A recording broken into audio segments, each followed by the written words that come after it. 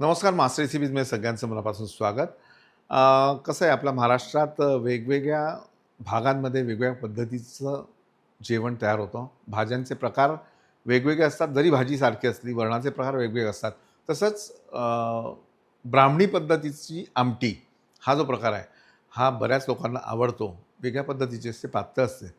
पण ती तर मी म्हणतो अजून जास्त जर पातळ की सूप म्हणून प्यायलासुद्धा खूप मजेशीर लागते.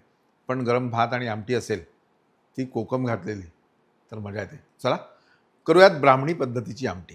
तुरीची डाळ भिजवून ठेवली आहे आणि पुन्हा एकदा धुवून घ्यायची. काय काय होतं की तुरीची डाळ ती तुम्ही अगदी बेसिक गावरानी तुरीची डाळ घेतली तर असं पिवळं पाणी तुम्हाला दिसणार नाही. गंमत काय होती की डाळ चांगली दिसण्याच्या चक्करमध्ये ती जेव्हा पॉलिश करतात तेव्हा काही त्याच्यामध्ये मिसळतात. तर ते सगळं आपल्याला काढून टाकायचं आहे. 2 पाण्याने छान डाळ स्वच्छ धुवायची आहे. डाळ स्वच्छ धुणे ही खूप महत्त्वाची टीप आहे. एवढं पिवळं पाणी तुम्हाला, मी ही डाळ मुद्दाम तुमच्यासमोर धुतली की काय आपण काळजी घ्यायला पाहिजे. कारण प्रत्येक ठिकाणी अगदी गावरानी आपल्याकडे शेतकऱ्याकडून आलेला माल मिळत नाही. पॉलिश केलेली चकाचक दिसलेली डाळ आपण घेतो आणि मग असं होतं.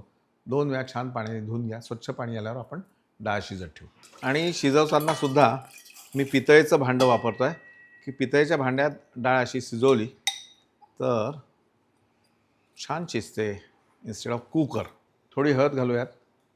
डाळ जी आहे ही अशी छान लोण्यासारखी मऊ शिजली पाहिजे. क्या बात आहे. आता जे काय याचं आमटी आपण बनवू ती एक नंबर आहे. रवी निशाण घोटून घेऊया. डाळ जेव्हा आपण 2-3 चमचे तेल, मोहरी आणि मोहरी फुटल्यावर हिरवी मिरची, थोडासा हिंग, थोडी हळद, मिरची पावडर थोडी कमी कारण हिरवी मिरची आपण घातलेली आहे. पाणी, शिजवलेलं वरण आणि थोडासा हा गरम मसाला एवढाच घातलेला. कढीपत्ता आपल्याला नंतर घालायचा. त्याचा स्वाद जो असतो तो खूप छान लागतो. कोकम, आमसूल, चवीनुसार गूळ आणि चवीनुसार मीठ. क्या बात आहे. आता आणा बरं. छान आमटी झाल्यानंतर गरमागरम भात.